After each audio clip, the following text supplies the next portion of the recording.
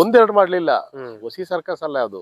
ಅದೇ ನನಗೊಂದು best experience ಕೊಟ್ಟಿದೆ ಈ ಭೂಮಿ, ದುಡ್ಡು ಕೊಟ್ಟಿದೆ. ಆಮೇಲೆ ಜನರಿಗಿಂತ ಹೆಚ್ಚಾಗಿ ನಿಸರ್ಗದ ಜೊತೆಲಿ ಬದುಕಿದ್ರೆ ಅದು ಸಿಗೋ ಆನಂದವೇ ಬೇರೆ ಇದೆ. ಅಲ್ಲಿ ಕೂತ ಕಾಲ ಕಳೆಯೋದು ಯಾವ್ದೋ ಬೇಡದ ರಾಜಕಾರಣ ಮಾಡೋದಕ್ಕಿಂತ ಇದೇ ಸರಿ ಅಂತ ನಾನು ರಿಟೈರ್ಡ್ ಆದ್ಮೇಲೂ ಕೂಡ ನಾನು ಏನ್ ಮಾಡಿದೆ ಅಂದ್ರೆ, ಬೆಂಗಳೂರು ಸಿಟಿಗೆ ಅಲ್ಲೆಲ್ಲ ನಮ್ಮ ಸ್ನೇಹಿತರೆಲ್ಲ ಈಗ ಹೇಳ್ತಾರೆ ಅಲ್ಲೇನ್ ಕೂತ್ಕೊಂಡು ಮಡಿಯ ಬಾ ಅಂತ. ನನಗೆಲ್ಲ ಹೋಗುದಿಲ್ಲ, ಇಲ್ಲೇ ಆಯ್ತು. ಬೆಳಿಗ್ಗೆ ಎದ್ರೆ ತೋಟಕ್ಕೆ ಹೋಗ್ತೀನಿ, ಕೆಲಸ ಇದ್ರೆ ಮನೇಲಿ ಏನ್ ಕೆಲಸ ಇದ್ರು ಹೋಗಲ್ಲ, ಫ್ರೀ ಇದ್ರು ಮನೇಲಿ ಹೆಚ್ಚಿಗೆ ಹೊತ್ತು ಕೂತ್ಕೊಳ್ಳಲ್ಲ, ತೋಟಕ್ಕೆ ಬಂದ್ಬಿಡ್ತೀನಿ ನಾನು. ಈ ರೀತಿಯಾಗಿ ಇದು ನಿಸರ್ಗಕ್ಕೆ ಪರವಾಗಿ. ಈಗ ನೀವು ಹುಡುಗ ಅಲ್ವೇನೆಯಾ, ಈಗ ನಾವೆಲ್ಲ ಒಳ್ಳೆ ನೀರು ಒಳ್ಳೆ ಆಹಾರ ಕುಡಿದು ಬದುಕಿದೀವಿ, ನಿಮ್ಗೆ ಒಳ್ಳೇದ್ ಬಿಟ್ಟು ಹೋಗ್ಬೇಕಲ್ವಾ, ನಮ್ ಜವಾಬ್ದಾರಿ ಅದಲ್ವಾ. ಈಗ ನಮ್ಗೇನ್ ದುಡ್ಡು ಕಮ್ಮಿ ಆಗೋದಿಲ್ಲ ಅಲ್ವಾ. ನಿನ್ಗೊಂದು ಒಳ್ಳೆ ಗಾಳಿ, ಒಳ್ಳೆ ನೀರು, ಒಳ್ಳೆ ಪರಿಸರ, ಶುದ್ಧವಾದ ಆಹಾರ ಬಿಟ್ಟು ಹೋಗ್ಬೇಕು ಅನ್ನೋದು ಪ್ರತಿಯೊಬ್ಬ ಪ್ರಜೆಯ ನಾಗರಿಕನ ಜವಾಬ್ದಾರಿ ಆದಾಗ ಮಾತ್ರ ಈ ಸಮಾಜವನ್ನ ಕಾಪಾಡೋಕ್ ಸಾಧ್ಯ. ಇಲ್ಲಾಂದ್ರೆ ಊರ್ ತುಂಬಾ ರೋಗಿಗಳೇ ಸೇರ್ಕೊತಾರೆ. ಕಿಡ್ನಿ ಕಾಯಿಲೆ, ಹಾರ್ಟ್ ಪೇಷಂಟು, ಸಕ್ಕರೆ ಕಾಯಿಲೆ. ಈಗ ಸಕ್ಕರೆ ಕಾಯಿಲೆ ಭಾರತದಲ್ಲಿ 60% ಜಾಸ್ತಿ ಆಗಿ ಹೋಗುತ್ತೆ. ಎಲ್ಲಿಂದ ಬಂತದೆಲ್ಲ? ನಾವು ತಿನ್ನೋ ಆಹಾರದಿಂದಲೇ ಬರ್ತಾ ಇರೋದು, ಕುಡಿಯೋ ನೀರಿಂದ, ನೀರು ಆಹಾರದಿಂದ ಕಾಯಿಲೆ ಬರುವುದು. ಇವೆರಡೂ ಮಲಿನ ಮಾಡ್ಬಿಟ್ಟಿದೀವಲ್ಲ. ಆಮೇಲೆ ಗಾಳಿ ಕೂಡ ಈಗ ನನಗೆ ಬೆಂಗಳೂರಿಗೆ ಹೋದ್ರೆ ಉಸಿರಾಡಕ್ಕಾಗಲ್ಲ, ನಂಗೆ ಡಸ್ಟ್ ಅಲರ್ಜಿ ಶುರು ಆಗ್ಬಿಡ್ತು. ಅಂದ್ರೆ ಈ ತರದ ಜವಾಬ್ದಾರಿ ಒಂದ್ ಸ್ವಲ್ಪ ಏನನ್ಬೋದು ಅದನ್ನ ತಿಳುವಳಿಕೆ ಅಂತ ಅನ್ಕೊಳ್ಳುವ ಸರಳ ಮಾತ್ರದಲ್ಲಿ. ಅರಿವು ಜ್ಞಾನ ಅನ್ನೋ ಪದಕ್ಕಿಂತ ತಿಳುವಳಿಕೆನೆ ಬಂದ್ಬಿಟ್ರೆ ನಮ್ಮ ಮುಂದಿನ ಮಕ್ಕಳಿಗೆ ಕಾರು ಬಂಗ್ಲೆ ಕೊಡೋದಕ್ಕೆ ಬದಲಾಗಿ ಒಂದು ಒಳ್ಳೆ ಆಹಾರವನ್ನ, ಒಳ್ಳೆ ಆರೋಗ್ಯ ಕೊಟ್ಟೋಗ್ಬೋದು ಅನ್ನೋ ಲೆಕ್ಕದಲ್ಲಿ ಇದು ಮಾಡಿರೋದು. ಎಷ್ಟ್ ಜನ ಸ್ವೀಕರಿಸ್ತಾರೋ ಗೊತ್ತಿಲ್ಲ. ಆದ್ರೆ ಈಗ ಒಂದು ಹೊಸ ಪದ್ಧತಿ ಶುರು ಆಗಿದೆ, ಸಾವಯವ ಬೇಸಾಯ ಮಾಡ್ತೀನಿ ಹಂಗೆ ಹಿಂಗೆ ಅಂತ ಅದ್ರಲ್ಲೂ ದುಡ್ಡು ಮಾಡೋಕ್ ನಿಂತವ್ರೆ. ಅದೆಲ್ಲ ಬಾಟ್ಲ್ ಮಾರ್ತೀವಿ, ಇದಾಕಿದ್ರೆ ಅಷ್ಟು ಉದ್ದ ಬತ್ತೆ, ಅದಾಕಿದ್ರೆ ಇಷ್ಟು ಉದ್ದ ಬತ್ತೆ, ಬಾಟಲ್ ಮಾರ್ತಾರೆ ಗೊತ್ತಾ? ಅದೆಲ್ಲ ಬೆನ್ನಿಡಿಬಾರ್ದು. ಈ ಭೂಮಿಗೆ ಈ ಭೂಮಿ ಯಾರ್ದು? ನಮ್ದು.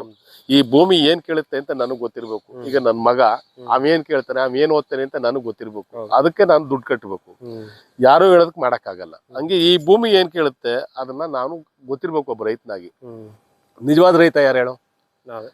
ನಿಜವಾದ ರೈತ ಯಾರು ಅಂದ್ರೆ ತನ್ನ ಭೂಮಿಯನ್ನ ಗಬ್ಬು ಮಾಡ್ಕದೇ ಇರವ, ಕಲುಷಿತ ಮಾಡ್ಕದೇ ಇರವ. ಗಬ್ಬು ಅಂದ್ರೆ ಕಸ ಬೆಳೆಯುದು ಅಂತಲ್ಲ, ಮಲಿನ ಮಾಡದೇ ಇರವ, ನೀರನ್ನ ಮಲಿನ ಮಾಡದೇ ಇರವ. ಅದರ ಫಲವತ್ತತೆ ತಾನಾಗಿ ಜಾಸ್ತಿ ಆಗೋ ನೋಡ್ಕತ್ತಲ್ಲ, ಅವನು ನಿಜವಾದ ರೈತ. ತನ್ನ ಗಿಡ ಮರಗಳನ್ನ, ಕಿಮಿಕೀಟಗಳನ್ನ, ಅಲ್ಲಿರೋ ಎಲ್ಲನ ಪ್ರೀತಿಸೋನು ನಿಜವಾದ ರೈತ. ಹಾಗಾದಾಗ ಮಾತ್ರ ಈ ಸಮಾಜವನ್ನ ಮುಕ್ತ ಸಮಾಜವನ್ನಾಗಿ ಮಾಡ್ಲಿಕ್ಕೆ ಸಾಧ್ಯ. ಇಲ್ಲಾಂದ್ರೆ ರೋಗಿಗಳ ಸಂಖ್ಯೆ ದಿನೇ ದಿನೇ ಈಗ ನೋಡಪ್ಪ, 25 ವರ್ಷ 30 ವರ್ಷ. ಈಗ ಪುನೀತ್ ರಾಜ್ಕುಮಾರ್ ಅವ್ರಿಗೇನ್ ಕಮ್ಮಿ ಇತ್ತು? 45 ವರ್ಷಕ್ಕೆ ಹಾರ್ಟ್ ಅಟ್ಯಾಕ್ ಸತ್ತೋದ. ಎಂತ ವ್ಯಕ್ತಿ ಅಲ್ವಾ. ಹಂಗೆ ಇದುವೆ ಎಷ್ಟೋ ಜನ ಇಲ್ಲಿ ಸತ್ತೋಯ್ತಾರೆ, ಗೊತ್ತೇ ಆಗುದಿಲ್ಲ ನಮ್ಗೆ. ಹಾಗಾಗಿ ಈ ತರದ ಬೇಸಾಯ ಮಾಡ್ಲಿ ಅನ್ನೋ ಉದ್ದೇಶದಿಂದ ಇದು ಮಾಡಿದೀವಿ. ಇದ್ರ ಮುಂದುವರೆದ ಭಾಗವಾಗಿ ಅಲ್ಲಿ ಆ ತೋಟದಲ್ಲಿ 2 ಎಕರೆನ ಸಮಗ್ರ ಬೇಸಾಯ ಅಂತೇಳಿ ಅರಣ್ಯ ಬೇಸಾಯ ಮಾಡ್ತಾ ಇದ್ವಿ. ಅಲ್ಲಿ ನೀರ್ ಕಡಿಮೆ, ಅದರಲ್ಲಿ 2 ಎಕರೆಯಿಂದ ಕನಿಷ್ಠ ಒಂದು 20 ಲಕ್ಷ ವರ್ಷಕ್ಕೆ ಬರ್ಬೇಕು ಅನ್ನೋ ಪ್ಲಾನ್ ಹಾಕ ಮಾಡಿದೀನಿ. ಅಲ್ಲಿ 100 ವೆರೈಟಿ ಗಿಡಗಳು ಹಾಕಿದೀನಿ. ಬಿದಿರಂತೆ ಒಂಥರ ಅಲ್ಲ, ಹುಣಸೆ ಗಿಡದಿಂದ ಹಿಡಿದು ಮತ್ತೆ ನಮ್ಮ ಪ್ರದೇಶದಲ್ಲಿ ಅಳೆದೋಗಿದಾವಲ್ಲ, ಈಗ ಹಾಲು ಸಸಿ, ಕಾಡು ಗಿಡಗಳು ಅವೆಲ್ಲ ಇದಲ್ಲ, ತೂಪ್ರಿಕೆ ಗಿಡ, ತಪ್ಪಾಲ್ದ ಗಿಡ, ಈ ತರ ಗಿಡಗಳೆಲ್ಲ ಈ ಹೆಸರೇ ಕೇಳಿದ್ರೆ ಗೊತ್ತಿಲ್ಲ ಈ ಜನರಿಗೆ. ಮೂಕರ್ಕೆ ಅಂತ ಒಂದು ಗಿಡ ಇತ್ತು. ನಾವೆಲ್ಲ ಹಳ್ಳಿ ಭಾಷೆ, ಅದು ಬೇರೆ ಏನೇನಿದೋ ಗೊತ್ತಿಲ್ಲ. ಮೂಕರ್ಕೆ ಮರ ಇಲ್ಲ ಈಗ. ಬಸ್ರಿ ಮರ ಇಲ್ಲ. ಬಸ್ರಿ ಮರ ಅಂತ ಆಡುಗೆ ಸೊಪ್ಪು ಮೇಯಿಸ್ತಿದ್ರ, ಆಗ ಬಸ್ರಿ ಮರ ಇಲ್ಲ. ಎಬ್ಬೇವು ಎಲ್ಲ ಈಗ ಸ್ವಲ್ಪ ಎಬ್ಬೆ ಬೆಳಿತಾರೆ ಅಲ್ಲಲ್ಲೇ. ಆಮೇಲೆ ತೂಪ್ರಿಕೆ ಅಂತ ಒಂದು ಮರ ಇದಿತ್ತು, ಅದೆಲ್ಲ ಇಲ್ಲ. ಆಮೇಲೆ ಆ ಥರದವ ಎಲ್ಲ ಗಿಡಗಳು ತಂದು ನೆಟ್ಟಿದ್ದೀನಿ, ಅವೆಲ್ಲ ಚೆನ್ನಾಗಿದ್ದಾವೆ. ಜೊತೆಗೆ ಹುಣಸೆ, ಫಸಲು ಕೊಡುವಂಥದ್ದು ಹುಣಸೆ, ವೆರೈಟಿ ಮಾವು, ಬೇರೆ ಥರದ ಬಾಳೆ. ನನ್ನ ತೋಟಕ್ಕೆ ಬಂದರೆ ಒಂದು 150ರಿಂದ 200 ಗಿಡನ ಒಂದು ಸಂಶೋಧನಾ ಕೇಂದ್ರ ಥರ ಇಟ್ಟು ಅದನ್ನೊಂಥರ ಬಂದು ಜನ ನೋಡಿ, ಮಕ್ಕಳು ಮರಿ ಎಜುಕೇಷನ್ ಟೂರ್ ಥರ ಮಾಡಿ, ಇಂಥ ಗಿಡಗಳಿಗೆಲ್ಲ ಬೋರ್ಡ್ ಹಾಕ್ತೀನಿ ನಾನು, ಇಂಥ ಗಿಡ ಅಂತ. ಅದರೊಳಗೂ ಒಂದು 13 ಕುಂಟೆ ಅಷ್ಟು ಅಡಿಕೆ ನೆಟ್ಟಿದ್ದೀನಿ. ವೆರೈಟಿ ತೆಂಗು ಹಾಕಿದ್ದೀನಿ. ಈ ಥರ ಮುಸುಂಬೆ, ಕಿತ್ತಳೆ, ಆಮೇಲೆ ಬಿಜಾಪುರ ಕಾಗಜಿ, ನಿಂಬೆ, ಈ ಥರ ಬೇರೆ ಬೇರೆ ಇರ್ತದೆ. ಆಮೇಲೆ ಬಾಂಬೆ ಅಡಿಕೆ, ಬಾಂಬೆ ಪಾರ್ಕೆ ಹುಲ್ಲು ಎಲ್ಲನೂ ಹಾಕಿದೀವಿ ನಾವು. ಅದನ್ನ ಮಾಡಿದ ಮೇಲೆ ಅದಕ್ಕೂ ಇನ್ನೊಂದು ಟೈಮ್ ಬೇಕಾಗುತ್ತೆ, ಒಂದು 5-6 ವರ್ಷ ಆದ್ರೆ ಅದೊಂದು ದಟ್ಟ ಕಾಡಾದಂಗೆ ಆಗುತ್ತೆ.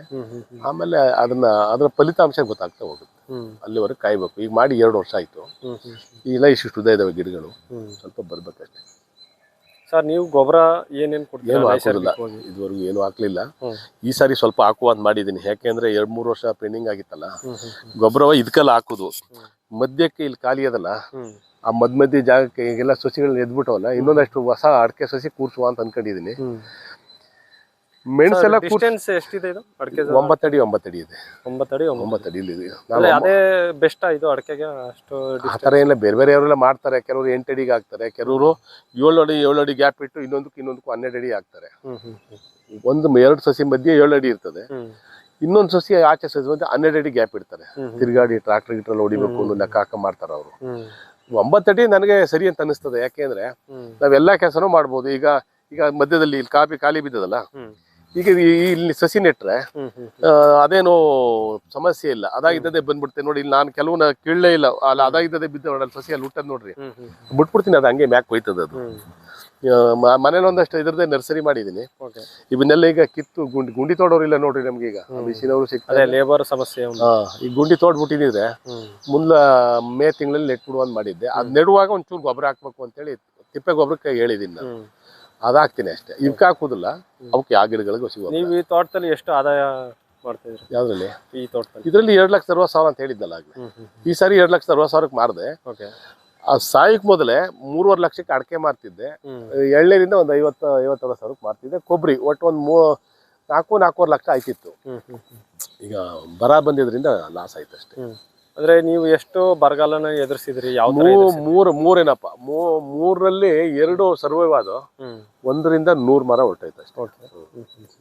ಅಂದ್ರೆ ಯಾವ ತರ ಅದನ್ನ ಮರ? ಯಾಕೆಂದ್ರೆ ಮೊದ್ಲು 2 ಸರ್ವೈವ್ ಆಗಿದ್ದೆ. ಹೆಂಗಂದ್ರೆ ಹಳ್ಳದಲ್ಲಿ ನೀರ್ ಇತ್ತಾಗ ಅಂತ ದೊಡ್ಡ ಮರ ಬರ್ಲಿಲ್ಲ, ಹಾಗಾಗಿ ಹಳ್ಳದಿಂದ ಮೋಟರ್ ಹಾಕಿ ಹೊಡ್ಕೊಂಡ್ವಿ. ಆಗ ಈ ಬಿಫೋರ್ ಲಾಸ್ಟ್ ಇಯರ್ ಆಯ್ತಲ್ಲ, 2-3 ವರ್ಷದ ಹಿಂದೆ ಆಯ್ತಲ್ಲ ಬರ ಅಂದ್ರೆ ಕನ್ನಂಬಾಡಿ ಕಟ್ಟೆ ನೀರ್ ಇದ್ರೆ ನಮ್ಗೆ ಬರ ಇದ್ರು ಏನು ಆಗುದಿಲ್ಲ. ಕನ್ನಂಬಾಡಿ ಕಟ್ಟೆ ನೀರಿಲ್ಲ, ಆ ನೀರಿಲ್ಲದೆ ಇದ್ದಾಗ ಇಲ್ಲಿ ನಮಗೆ ಕೆರೆ ಎಲ್ಲ ಒಣಗೋಯ್ತದೆ. ಕೆರೆ ಒಣಗೋಯ್ತು, ಅದೇನ್ ಮಾಡಿದ್ರು ಅಂದ್ರೆ ಏನು ಆಗುದಿಲ್ಲ. ಈ ಮೀನ್ ಸಾಕೋರು ಅವ್ರಲ್ಲಿ ನೀರ್ ಎತ್ಬಿಟ್ರು ಕೆಳಕ್ಕೆ. ಜನರಿಗೆ ನೀರಿನ ಮೌಲ್ಯ ಗೊತ್ತಿಲ್ಲ. ಆ ಮೀನ್ ಹಿಡಿಬೇಕು ಅಂತ ಎತ್ತಾದ್ಮೇಲೆ ಆಗ ದುಡ್ಡು ಸ್ಯಾಂಕ್ಷನ್ ಮಾಡ್ಕೊಂಡು ಕೆರೆ ಹೂಳೆತ್ತೀವಿ ಅಂತ ಕೆರೆ ಹೂಳೆತ್ತಿದ್ರು. ಕೆರೆ ಹೂಳೆತ್ತಕ್ಕೆ ಹೋಗಿ ಏನೋ ಮಾಡದೆ ಹೋದ್ರೆ ಕೆರೆಯಲ್ಲಿ ಮಿನಿಮಮ್ ನೀರ್ ಇರುತ್ತದೆ. ಅಲ್ಲಿ ಮಿನಿಮಮ್ ನೀರ್ ಇದ್ರೆ ಹಳ್ಳದಲ್ಲಿ ನೀರ್ ಇರುತ್ತೆ, ಹಳ್ಳದಲ್ಲಿ ನೀರು ನಾವು ಹೊಡ್ಕೋಬಹುದು. ನಮ್ ಜನರಿಗೆ ಆ ತರದ ಅರಿವೇ ಇಲ್ಲ ಕಣ್ರಿ. ಈಗ ನೋಡಿ, ಅಲ್ಲಿ ಕಾಲುವೆ ರೆಡಿ ಮಾಡೋಕ್ ಕೊಟ್ಟವ್ರೆ, ಈ ಸರಿ ನೀರ್ ಕೊಡುದಿಲ್ಲ ಅಂತ ಅನೌನ್ಸ್ ಮಾಡವ್ರೆ. ಕೆರೆಯಲ್ಲಿ ನೀರ್ ತುಂಬದೆ, ನೀರ್ ಕೊಡುದಿಲ್ಲ ಅಂತ ನಿಲ್ಸವ್ರೆ. ಆ ಕಾಲುವೆಗೆ ಅಡ್ಡಾಗಿ ಮಣ್ಣಿ ಕಟ್ಟರಂತೆ, ಕಾಲುವೆ ರೆಡಿ ಮಾಡ್ಬೇಕಂತೆ. ಕಾಲುವೆ ಆ ಕಡೆಯಿಂದ ರೆಡಿ ಮಾಡ್ಕೊಂಡ್ ಬಂದು ಇಲ್ಲಿ ಮಧ್ಯದವರೆಗೂ ಆದ್ರೆ ಒಂದ್ 200ರಿಂದ 300 ಕ್ವಿಂಟಾಲ್ ಭತ್ತ ಬೆಳಿತಾರೆ ಜನ ಈ ನೀರಲ್ಲಿ. ಲಾಸ್ ಏನಾಯ್ತಿತ್ತು? ಒಂದ್ 300 ಕ್ವಿಂಟಾಲ್ ಆಹಾರ ಉತ್ಪಾದನೆ ಆದ್ರೆ ದೇಶಕ್ಕೆಲ್ಲ ಒಳ್ಳೇದು. ಅಷ್ಟು ಕಾಮನ್ ಸೆನ್ಸ್ ಇಲ್ಲ ಇಂಜಿನಿಯರ್ಗಳಿಗೆ, ಕಾಂಟ್ರಾಕ್ಟರ್ಗಳಿಗೆ, ರಾಜಕಾರಣಿಗಳಿಗೆ. ಇಲ್ಲೇ ಕಟ್ಬಿಡ್ತಾನಂತ ಗೆಡ್ಡೆ ಕಟ್ಬಿಟ್ಟು ಈ ಬೆಳೆ ಎಲ್ಲ ನಾಶ ಮಾಡ್ಬಿಡ್ತಾನಂತೆ ಒಂದೇ ಸಾರಿ. ಅವ್ನಿಗೇನ್ ಗೊತ್ತು ಬೆಳೆದಿರೋದು? ರೈತನ ಕಷ್ಟ ಅವ್ರಿಗೆ ಏನ್ ಗೊತ್ತಿದ್ದು? ಹೊಟ್ಟೆ ಒಳಗೆ ನೋವಿರೋದು ಬೆಳೆದರೋನು ಗೊತ್ತಾಗೋದು. ಮಕ್ಕಳು ಸಾಕ್ತಂಗ್ ಸಾಕಿರ್ತಾರೆ. ಕಾಮನ್ ಸೆನ್ಸ್ ಇಲ್ಲ ಅವಕ್ಕೆಲ್ಲ. ಎಷ್ಟು ಗುದ್ರು ಮಾನ ಮರ್ಯಾದೆ ಇಲ್ಲ. ಏನ್ ಇಂಜಿನಿಯರಿಂಗ್ ಓದಿದಾವಪ್ಪ ಅವೆಲ್ಲ. ನಾನು ಇರ್ಲಿಲ್ಲ, ಇದ್ದಿದ್ರೆ ಹೇಳ್ತಿದ್ದೆ ಅವತ್ತು ಬೆಳಿಬೇಡಿ ಅಂತ ಅನೌನ್ಸ್ ಮಾಡ್ಬಿಟ್ಟು ಹೋದ್ರಂತೆ. ಯಾರು ಏನು ಬೆಳಿತಾ ಇಲ್ಲ. ಯಾರು ಬೋರ್ ಇದಾರೆ ಅವ್ರೊಂದಷ್ಟು ಹಾಕೊಂಡಿದ್ದಾರೆ. ಈಗ ಎಲ್ಲಿ ಹೊಂಟು ಹೋಗುತ್ತೆ ಅಂದ್ರೆ ಅಲ್ಲಿ ನಿಮ್ಮ ಗಾಣಗಪುರ ಕಡ್ಲು ಬರ್ತದೆ ಈ ಕಾಲುವೆ. ಕಲಾರಪುರ ಆ ಮಧ್ಯದಲ್ಲಿ ಹೋಯ್ತಲ್ಲ, ಗಟ್ಟಿಕೊಪ್ಪಳ ಮಧ್ಯೆ ಹೋಯ್ತಲ್ಲ ಒಂದು ಕಾಲುವೆ. ಈ ಕಲಾರಪುರ ಗಟ್ಟಿಕೊಪ್ಪಳ ಮಧ್ಯೆ ಒಂದು ಕಾಲುವೆ ಹೋಯ್ತದೆ, ಮೇನ್ ರೋಡ್ ಅಲ್ಲೇ ಸಿಗುತ್ತೆ. ಆ ಕಾಲುವೆ ಇದು ಇಲ್ಲಿ ಹೋಗುದು. ಆ ಕಾಲುವೆ ಒಂದು ಆ ಕಡೆ ಹೋಗುದು. ಈಗ ಅಡ್ಡ ಕಟ್ಬಿಟ್ಟು ಕಾಲುವೆ ರಿಪೇರಿ ಮಾಡ್ತೀನಿ ಅಂದ್ರೆ ರಿಪೇರಿ ಮಾಡೋಕೊಂದು ಮೆಥಡ್ ಇದೆಯಲ್ವಾ? ಅಲ್ಲಿ ಗಂಟೆ ಬ್ಯಾಸ್ಗೆಲ್ಲಿ ನೀರು ಕೊಡ್ತಿರ್ಲಿಲ್ಲ. ಅಲ್ಲೆಲ್ಲಿ ಖಾಲಿ ಅದೇ ಅಲ್ಲಿಂದ ರಿಪೇರಿ ಮಾಡ್ಕೊಂಡು ಈ ಕಡೆಗೆ ಎಲ್ಲಿಗೆ ಅಷ್ಟೊತ್ತಿಗೆ ಅಲ್ಲಿ ಮುಗಿತಿತ್ತು. ಇವ್ರೊಂದ್ ಬೆಳೆ ಬೆಳಕತ್ತಿದ್ರು. ಈಗ ತಪ್ಪಾಕ್ಬಿಟ್ಟು ಅದು ಆಟೋಮೆಟಿಕಲಿ ಕೆರೆಲೆ ನೀರ್ ಕಮ್ಮಿ ಆಗಿ ಹೋಗುದು. ಕಿಮ್ಕಂತ ಉದ್ದಕ್ಕೂ ರಿಪೇರಿ ಮಾಡ್ಕೊಳ್ಬಹುತ್ತಲ್ವಾ? ಹಂಗಿಲ್ಲ ಇವ್ರು. ಯಾರಪ್ಪ ಬಂದು ಹೋಗ್ಬೇಕು, ಅವ್ರಿಗೇನ್ ಸಂಬಳ ಬತ್ತೆ ಮನೆಗೆ ನೆಮ್ಮದಿಯಾಗಿ. ನಮ್ಮ ಎಜುಕೇಟೆಡ್ಸೇ ಹಾಳು ಮಾಡೋರು. ಅವ್ರಿಗೆ ಈ ಸೈಂಟಿಫಿಕ್ ಆಗಿ ಥಿಂಕ್ ಮಾಡೋ ಬುದ್ಧಿನೇ ಇಲ್ಲ. ದೇವಸ್ಥಾನಕ್ಕೆ ಹೋಗಿ ಕೈ ಮುಕ್ಕ ನಿಂತಿರಿ ಅಂದ್ರೆ ಗಂಟ್ಕಡ್ಲೇಬೇಕಂತ ನಿಂತಿರ್ತಾರೆ. ಅಲ್ಲಿಂದ ಕೈ ಮುಗಿದ್ಮೇಲೆ ಅವ್ರು ಒಳ್ಳೆತನ ಬರ್ಬೇಕಲ್ವಾ? ನಾವ್ ಜನಪರವಾಗಿರುವ ಜನರ ಸೇವೆ ಮಾಡಿದ್ರೆ ದೇವ್ರು ನಮ್ ಮೆಚ್ಕೊತಾನೆ, ಮೆಚ್ಕೊಂತಾರೆ. ಅದೂ ಇಲ್ಲ. ಅಂತ ಅಲ್ಲಿಗೆ ಬೇಕಾದ್ರೆ ಸುರಿ ತರ್ಬೇಕಾರೆ ಏನ್ ಬೇಕಾದ್ರು. ನನ್ ಸಿಕ್ಲಿಲ್ಲ, ಸಿಕ್ಕಿದ್ರೆ ಇಂಜಿನಿಯರ್ ಹೇಳ್ತಿದ್ದೆ ನಾನು, ಯಾವನೇ ನಿಮ್ಗೆಲ್ಲ ಹೇಳ್ಕೊಟ್ಟವ ಅಂತ. ಬಂದಾಗ ಹೇಳಿದ್ರಿ ಹೋಟ್ಲ ಹತ್ರ ನಿಲ್ಸ್ಬಿಡ್ತಾರೆ ತಕಣ ನೀರ ಅಂತ. ನನಗೇನ್ ಸಮಸ್ಯೆ ಆಗಲ್ಲ. ಯಾಕೆಂದ್ರೆ ಕೋಡಿಯಿಂದ ನೀರು ಇಲ್ಲಿ ಬಂದು ಒಂದ್ ಮೋಟ್ರಲ್ಲಿ ಹೊಡಿಸ್ಕೋಬೇಕಷ್ಟೇ. ಯಾವನ್ಗಾರು ದುಡ್ಡು ಕೊಟ್ರೆ ಮೋಟ್ರ್ ಹೊಡ್ಕೊಡ್ತಾನೆ, ಅದೇನ್ ಸಮಸ್ಯೆ ಇಲ್ಲ. ಅದೇ ಅಲ್ಲಿ ಬೆಳೆಯೋರ್ ಗತಿ ಏನು? ಅಲ್ಲಿ ಬೆಳೆದವ್ರಲ್ಲ ತೆಂಗು. ಈಗ ಹೊಸ್ತಾಗಿ ನೆಡೋದು ಬೇಡ ಕಣ್ರಪ್ಪ ನೀವು. ರೈತರು ಬಿಡುದಿಲ್ಲ, ನೀರ್ ಕೊಟ್ಟ ತಕ್ಷಣ ಬೆಳೆದೇ ಬೆಳಿತಾರೆ. ಅದಕ್ಕೆ ಬದಲಾಗಿ ಹತ್ತಿಂದ ಮಾಡ್ಕೊಂಡ್ ಬಂದ್ಬಿಟ್ರೆ ಒಂದ್ ತಿಂಗಳು ಒಂದೂವರೆ ತಿಂಗಳು ಹಿಡಿತದೆ. ಒಂದೊಂದೂವರೆ ತಿಂಗಳ ರಾಗಿ ಪಾಗಿ ಬೆಳಕತ್ತಾರೆ, ಒಂದಷ್ಟು ಭತ್ತ ಬೆಳಕತ್ತಾರೆ. ಯಾರಿಗೆ ಅರ್ಥ ಇರ್ಲಿ ಸರ್. ಈ ತೋಟದಲ್ಲಿ ಅಡಿಕೆ ಬಿಟ್ರೆ ಬೇರೆ ಏನಿದೆ? ಟೀಕು ಆಮೇಲೆ ಟೀಕು, ತೆಂಗು, ಆಮೇಲೆ ಎಂತದು ಪುನರ್ಪುಳಿ, ಅಂಟ್ವಾಳ, ಆಮೇಲೆ ಸುಮಾರು ಗಿಡ ಹೋಗ್ಬಿಟ್ಟ ಕಣೆ. ಅಲ್ಲೊಂದು ನುಗ್ಗೆ ಎಂತದ್ದು ಸಿಗೆಕಾಯಿನ ಗಿಡ ಅದೇ, ಅವೆಲ್ಲ ನಾವೇ ಒಂದು ಹಲಸು ಸುಮ್ಮನೆ ಆಮೇಲೆ ತಾನಾಗಿ ಉಟ್ಕೊಂಡಿರೋ ಗಿಡಗಳು ಸುಮಾರು ಇದಾವೆ. ಅವ್ಯಾವ ನಾವೇನು ಚೆಕ್ ಮಾಡ್ಕೊ ಸರ್ ಇದು ಬೇವಿನ ಮರಗಳಿದಾವೆ. ಈಗ ನ್ಯಾಚುರಲ್ ಫಾರ್ಮಿಂಗ್ ಮಾಡ್ತಿರಲ್ಲ ನೀವು, ಈಗ ಒಂದು ಕಳೆನು ಕೇಳಿದಿರೋಂಗೆ ಈ ಮುಟ್ರ ಮುನಿ ಅದು ಇದು ಏನೇನೋ ಬೆಳೆದಿರುತ್ತೆ, ಈ ತರ ಬೆಳೆದಿದ್ರೆ ಅಡಿಕೆ ಕುಯ್ಯಕ್ ಬರಲ್ಲ ಅಂತಾರೆ, ಏನ್ ನಿಜಾನ? ಇಲ್ಲ, ಆ ಟೈಮಲ್ಲಿ ಕಟ್ ಮಾಡ್ಕೊಡ್ತೀವಲ್ಲ, ಆ ಟೈಮಲ್ಲಿ ಕತ್ತರಿಸ್ಬಿಡ್ತೀವಿ. ಮಲ್ಚಿ ಇದು ಮೋಟರ್ ತಕ್ಕಂಡು ಕತ್ತರಿಸ್ಬಿಟ್ರೆ ಅವ್ರು ಕುಯ್ಯೋದು ಕಟಾವ್ ಮಾಡೋದು ಒಂದ್ 3-4 ದಿವಸ ಅನ್ನುವಾಗ ಮುಂಚಿತವಾಗಿ ಹೇಳ್ತಾರೆ ನಮ್ಗೆ.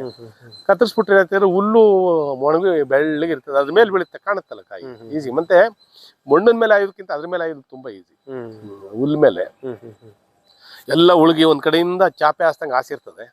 ಆವಾಗ ಏನ್ ಮಾಡ್ತಾರೆ ಅವರು ಆಯ್ಕೊಂಡು ಹೋಗ್ತಾರೆ. ರೇಟ್ ಇದ್ರೆ ಎಲ್ಲಕ್ಕೂ ಬರ್ತಾರೆ ಕಣ್ರಿ, ರೇಟ್ ಇಲ್ಲ ಅಂದ್ರೆ ಕತೆ ಹೇಳ್ತಾರೆ ಅಷ್ಟೇ. ಈಗ ಎಷ್ಟಿದೆ ಸರ್ ಕ್ವಿಂಟಾಲ್?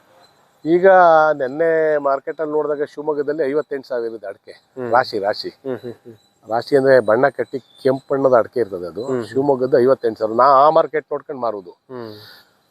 ನಮ್ಗೆ ಇಲ್ಲಿ ಕೊಂಡ್ಕೊಳ್ಳೋರೆ ಸರಿಯಾಗಿ ಬರುವುದಿಲ್ಲ. ಅಲ್ಲಿ 58,000 ಇದ್ದಾಗ ನಮ್ಗೆ ಇಲ್ಲಿ ಕ್ವಿಂಟಾಲ್ಗೆ ಹಸಿ ಅಡಿಕೆಗೆ 7,200 ತಗೋಬೇಕು. ನಮ್ಗೆ ಇಲ್ಲಿ 82,000, ಅಲ್ಲಿ ಶಿವಮೊಗ್ಗದಲ್ಲಿ ಹಸಿ ಅಡಿಕೆ 8,200 ರೂಪಾಯಿ ಇದ್ದಾಗಲೇ ಇಲ್ಲಿ 6,500 ಕೊಡೋಕೆ ಮುಕ್ಕಿರಿತಿದ್ರು. ಇಲ್ಲಿ ಎಲ್ಲ ದೋಖ ಮಾಡೋದೆ ಗೊತ್ತಿಲ್ವಲ್ಲ ಇಲ್ಲಿ ಯಾರಿಗೂ. ಆಮೇಲೆ ಯಾರು ಇಲ್ಲ, ಉಳ್ದವ್ರಿಗೂ ಏನ್ ಗೊತ್ತಾ, ಕಬ್ಬು ನೆಟ್ಟು 50,000 ಬತ್ತಿತ್ತಲ್ಲ, 2 ಲಕ್ಷ ಬತ್ತಲ್ಲ ಕೊಟ್ಬಿಡತ್ತಾಗೆ. 4 ಲಕ್ಷ ಬರೋದು 2 ಲಕ್ಷಕ್ಕೆ ಮಾರ್ಕೊಂಡವ್ರು ಇಲ್ಲಿ. ನಾವೇನು ಅವ್ರೊಂದು ಏನು ಹೇಳೋದು ಕೇಳಿಸ್ಕೊಳ್ಳೋದಿಲ್ಲ, ನಾವೇನು ಕೇಳೋಕೆ ಯಾಕೆ, ನಮ್ಗೆ ರೈತರು ಸಿಗ್ಲಿ ಅಂತ ನಮ್ಮ ಆಸೆ. ಅವನಿಗೂ ಲಾಸ್ ಏನಾಗುದಿಲ್ಲ, ವ್ಯಾಪಾರಿಗೂ ಲಾಸ್ ಆಗಲ್ಲ, ಅದು 1 to double ಹೊಡಿಬೇಕು ಅಂತ ನೋಡ್ತಾನೆ ಅಷ್ಟೇ. ಇಲ್ಲೆಲ್ಲ ಸುಮಾರು ತರ ಗಿಡ ಇದೆ ಮಗ, ಒಂದೆಲ್ಗ ಅದೇ. ಅಲ್ಲಿ ನಮ್ ತೋಟದೊಳಗೆ ಬೇರೆ ಗಿಡ ಯಾವ್ದಿದೆ ಅನ್ನೋದು ಮುಖ್ಯ ಅಲ್ಲ, ನೆಲದೊಳಗೆ ಯಾವ ಗಿಡ ಇದೆ ಅನ್ನೋದು ಮುಖ್ಯ. ಯಾಕೆಂದ್ರೆ ಇವೆಲ್ಲ ಭೂಮಿಯೊಳಗೆ ಸಂರಕ್ಷಣೆ ಮಾಡ್ತಾ ಹೋಗ್ತವೆ ಒಂದಕ್ಕೊಂದು. ನೀವು ಜೀವಾಮೃತ, ಇಲ್ಲ ಯಾವಾಗಲೂ ಮಾಡೋಕ್ಕೆಲ್ಲ ದನನೂ ಇಲ್ಲ ಒಂದು. ಎರಡನೇದು ಅದ್ ಮಾಡೋಕ್ ಪುರ್ಸೊತ್ತಿಲ್ಲ, ನಾನು ಅಫಿಷಿಯಲ್ ಅಲ್ವಾ. ಮಾಡಿದ್ರೆ ಒಳ್ಳೇದು ಜೀವಾಮೃತ ಅವೆಲ್ಲನು, ಅದು ಹೊರಗಡೆ ತರಬಾರ್ದು. ರೈತರು ತಮ್ಮ ಭೂಮಿಗೆ ಬೇಕಾದ ಗೊಬ್ಬರ ತಾವೇ ಮಾಡ್ಕೋಬೇಕು. ಬಾಟ್ಲ್ ತಕೊಬತ್ತೀನಿ, ಅಲ್ಲೆಲ್ಲ ಸಾವಯವ ಕೃಷಿ ಮಿಷಿನ್ ತಕೊಬತ್ತೀನಿ, ಚೀಲದಲ್ಲಿ ಮಾರ್ತಾವ್ರೆ ಗೊಬ್ಬರ, ಎರೆಹುಳ ಗೊಬ್ಬರ, ಅದೆಲ್ಲ ಮಾಡಬಾರ್ದು. ತಾವೇ ಮಾಡ್ಬೇಕು. ಅವರೇ ವಿಜ್ಞಾನಿಕನೇ. ಭೂಮಿ ಮೇಲಿನ ಮೊದಲ ವಿಜ್ಞಾನಿ ರೈತನೇ.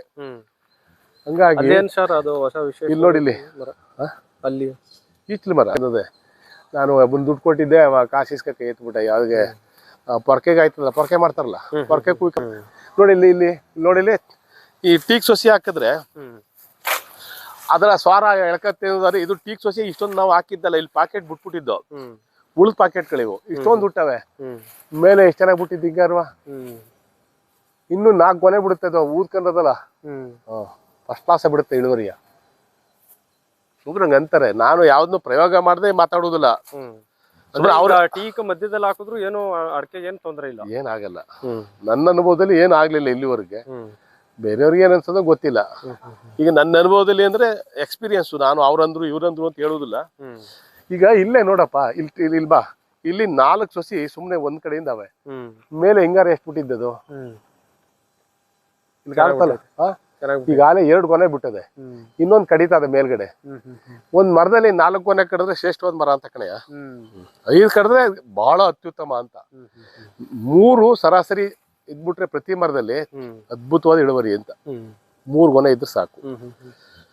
5 ಗೊನೆ ಒಂದೊಂದು ಬಿಡ್ತವೆ, ನಮ್ಮವು ಬಿಡ್ತವೆ 5 ಗೊನೆ. 4 ಗೊನೆ ಸಾಮಾನ್ಯ ಬಿಡ್ತವೆ. ಇದು ಅಡಿಕೆ ಮರ ನಾಟಿದ ಅಥವಾ ಹೈಬ್ರಿಡ್? ನಾಟಿ. ನೀವು ಎಲ್ಲಿಂದ ತಂದಿದ್ದೀರಿ? ಅದೇ ಜಂಪುರ, ಮುಕಾಂಬುದಿ. ಇದ್ರಲ್ಲ ವೆರೈಟಿಗಳು ಇದೆಯಾ? ಇದಾವೆ. ಮಂಗಳ ಅಡಕೆ ಅಂತಿದೆ. ಯಾವ್ದು ಅಡಕೆ ಅವಳಿಗೆ ಗೊತ್ತು, ನಮ್ಮ ಮನೆಯವಳು ಅಡಕೆ ತೋಟದಿಂದಲೇ ಬಂದವಳು. ಯಾವ್ದು ಮಂಗಳ ಅಡಕೆ ಅಲ್ಲ ನೀವು ಬೆಳೆಯೋದು? ಮಂಗಳ, ಆಮೇಲೆ ಇನ್ಯಾವುದು ತೀರ್ಥಹಳ್ಳಿ ಅಡಕೆ ಅಂತಿದೆ. ಅದೇನು ಹೊಸ ಹೆಸರುಗಳಲ್ಲಿ ಇದಾವೆ, ಸುಮಾರು ಹೊಸ ಬಂದವೆ. ಆದ್ರೆ ನನಗೆ ಇದು ತೀರ್ಥಹಳ್ಳಿ ಅಡಕೆ ಇದು. ಆಮೇಲೆ ಇದಕ್ಕೆ ರೇಟ್ ಜಾಸ್ತಿ ತೀರ್ಥಹಳ್ಳಿ ಅಡಕೆ.